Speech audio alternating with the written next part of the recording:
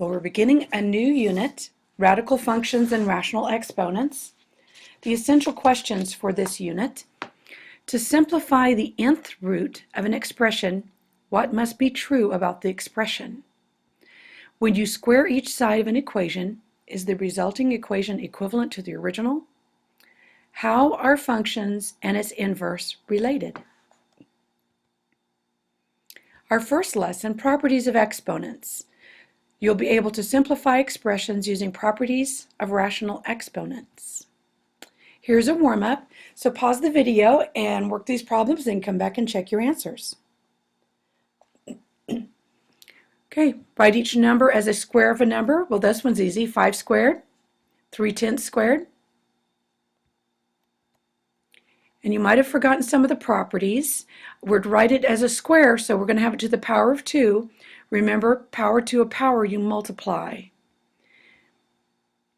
13 squared, 6 divided by 2 is 3, 12 divided by 2 is 6.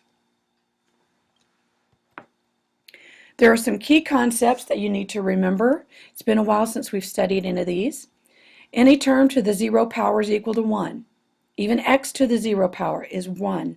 3 to the 0 power is 1. A to the negative n, so if you've got a negative exponent, you write it in the denominator and place it under 1. 1 over a to the n, because we try to write everything with positive exponents. When you're multiplying, same basis, it's m plus n.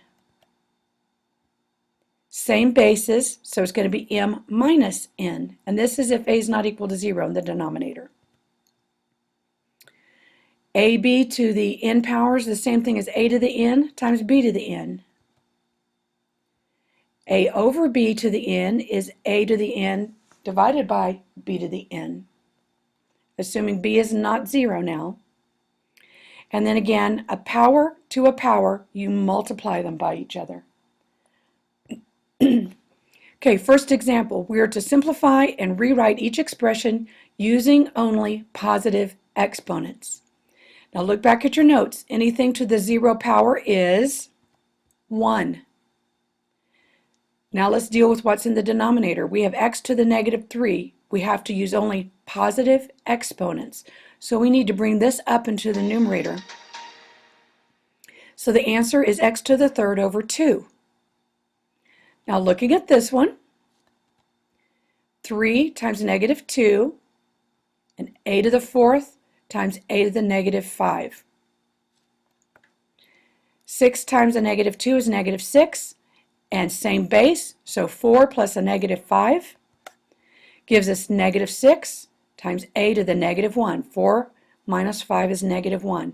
Again, writing only with positive exponents, so we need to drop that a down to the denominator.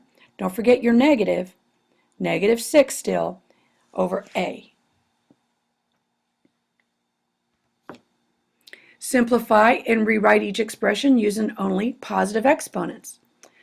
Here we've got a's, b's, and c's, both in the numerator and the denominator. We can't have that, so we'll bring everything up. 3 minus 1, negative 2 minus a negative 3, and 5 minus 2. So you subtract it whenever you bring it across the fraction bar. Now let's simplify this. 3 minus 1 is 2.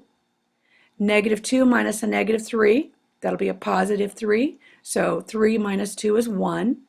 5 minus 2 is 3. Something that gets forgotten a lot, you get used to multiplying these, but this is not negative 3 times 2. This is negative 3 to the second power. So using our properties of exponents, we can write each one of these, and I would advise you, until you get very, very familiar with the properties, that you take the time to rewrite it. Negative 3 to the second power, x to the negative third to the second power, y to the fourth to the second power. It'll help you make less mistakes. Negative 3 squared is 9. Negative 3 times 2 is negative 6. 4 times 2 is 8. Now we've got to get rid of this negative exponent by dropping it into the denominator.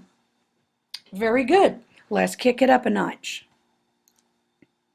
Again, simplify and rewrite each expression using only positive exponents. 2 and a 3, there's nothing to simplify right away. There's no x's and y's both in the numerator and denominator. So let's rewrite this. 2 to the third, x to the third, y to the negative 2 to the third, over 3 to the third, using our properties of exponents. Now 2 to the third power is 8. X to the 3 times 3 is 9. Y to the negative 2 times 3, negative 6. 3 to the third is 27. And again, the biggest mistake I see, a lot of people want to go 2 times 3 is 6 because we're doing 3 times 3 is 9. But don't let yourself get fooled. Here we still have a negative exponent, so we rewrite it 8x to the 9th over 27y to the 6th. Looking at this one, we can do some simplification before we get started. 3 over 3, 1. We can get rid of that.